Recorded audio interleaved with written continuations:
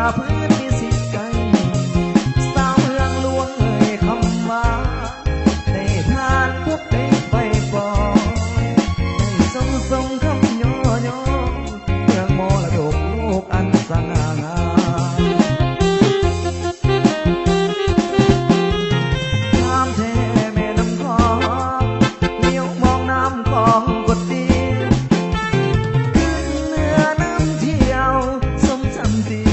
มาสาดแสนงามหัวต้องพระแก้มน้ำแสนงามฝั่งแม่นาทีโอ้หลวงพระบางสิ่งเอกอ้างสุดสวยยังมีน้ำตกตาดวงสีสินสีวีเมื่อยามเลี้ยวมองสุดงามธรรมศาสตร์ตาทินน้ำตกลางลิ้นสูงสันดังกองน้ำกระจายสีขาวได้ทรงสดหาเป็นสุขใจถึงน้ำต้องขอลาไปไม่เธอไม่จะกลับมาหลวงพระบางเอาเกี่ยวไข่เลย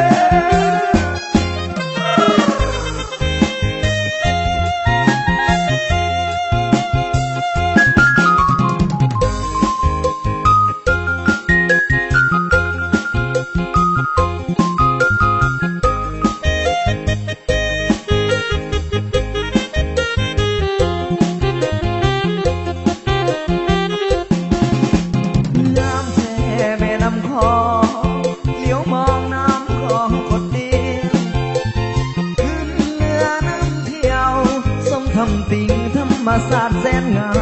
มผู้หาต้องเพื่อแก้มน้ำแสนงามฝั่งแม่นาที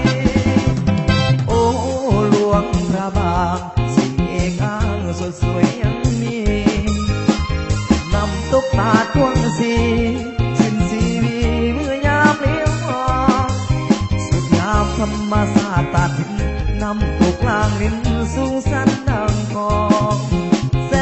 น้ำกระจายสีขาวให้สมสดหาเป็นโศกใจถึงยามต้องขอลาไปไม่เธอไม่จะกลับมาหลวงพระบาง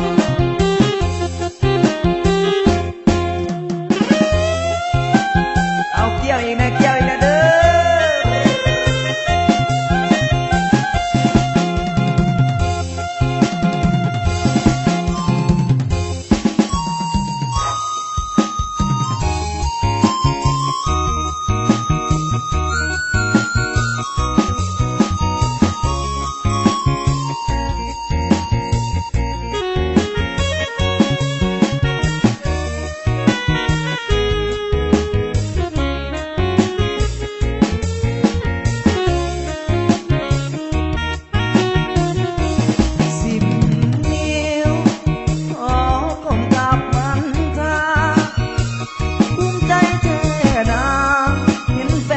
สวยเป็นแห่ใจ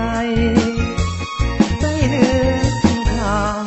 โอ้ว่าทุกทินแดนใดแฟนสวยเป็นแห่ใจ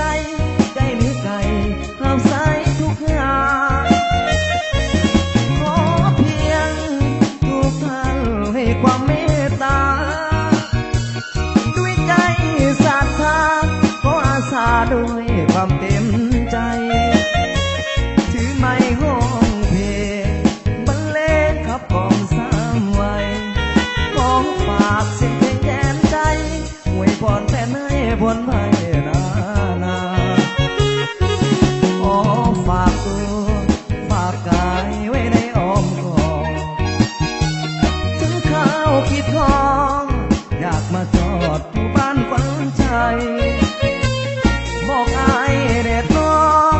ว่าสิบ่มองสายใดเรื่องเราจะอยู่ห่างไกลก็เพียงจิตใจสองเราสำคัญข้าพรมาถึงแฟนอยู่ทุกทั่วแดนจงมือแก่นด้วยแห่ศรัทธาโลกข้างนี้ชีวิตพ้นภัยนาถ้าจะขออาสาหากเป็นเมตตาสวยเป็นแห่งใจ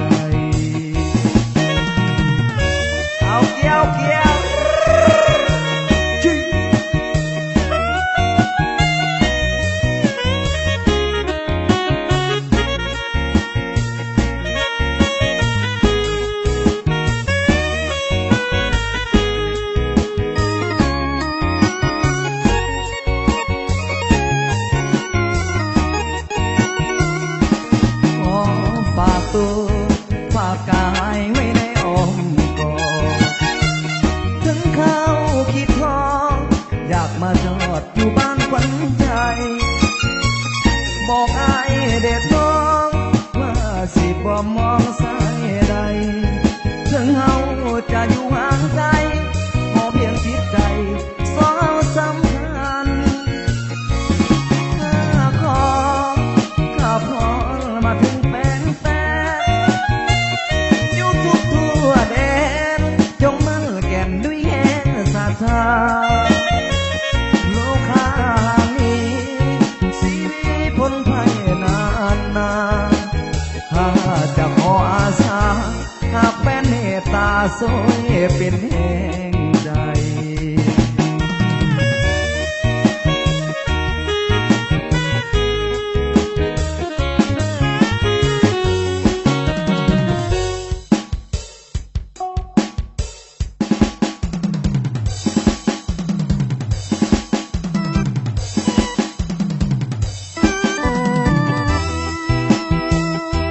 เอาเสียงเพลงแบบเราๆนะพี่น้องเด้อ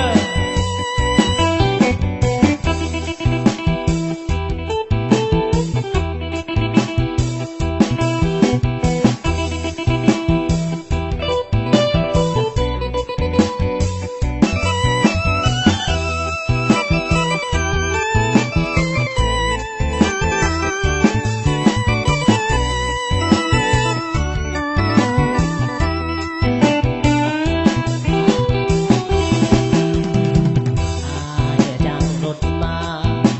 แต่เวียงพุ่นเดินน้องลาสิมาขอฝันตา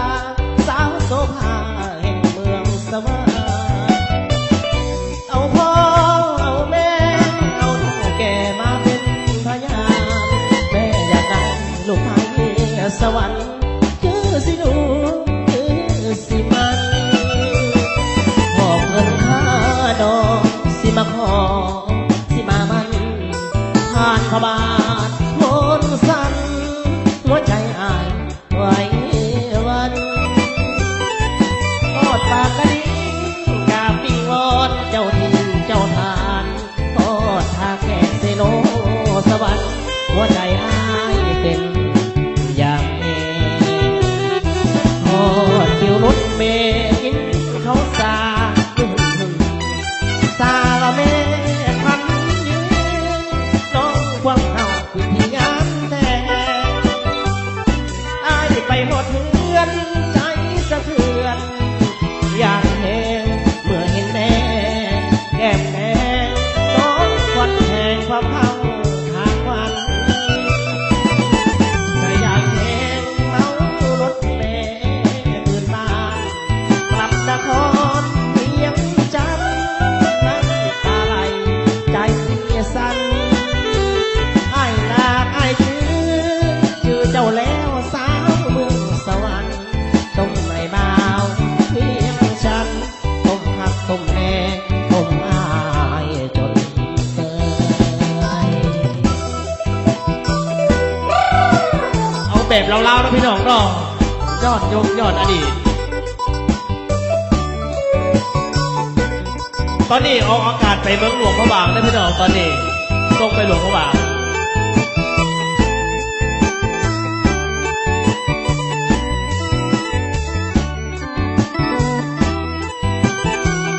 ทอดอยู่รถเมล์ยินเขาสา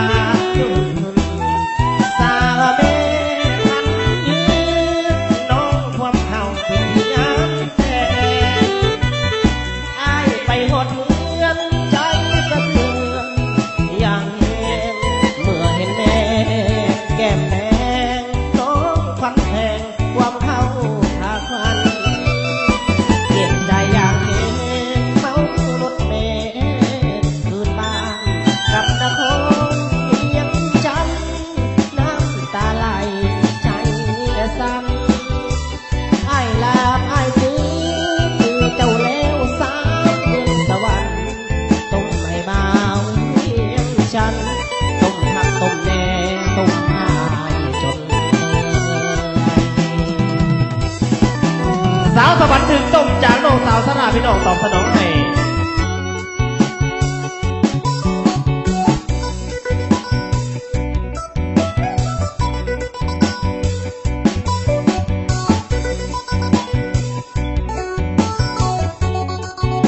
เอาเกี่ยวกันจะบาดเด้อ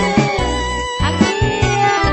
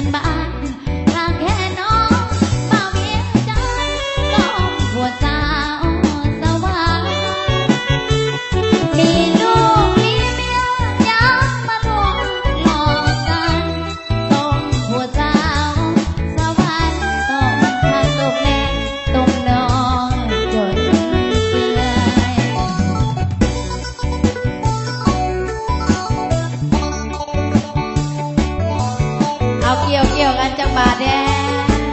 ผู้ใดเกี่ยวกันขอให้มีแห้งอยู่ดีมีแห้งให้ลำให้รวยเงินทองกินให้ได้สมดังปรารถนานอนหลับขอให้ได้เงินหมื่นตื่นมาขอให้แก้วได้มีส่วนอายุยืนยาว100 ปี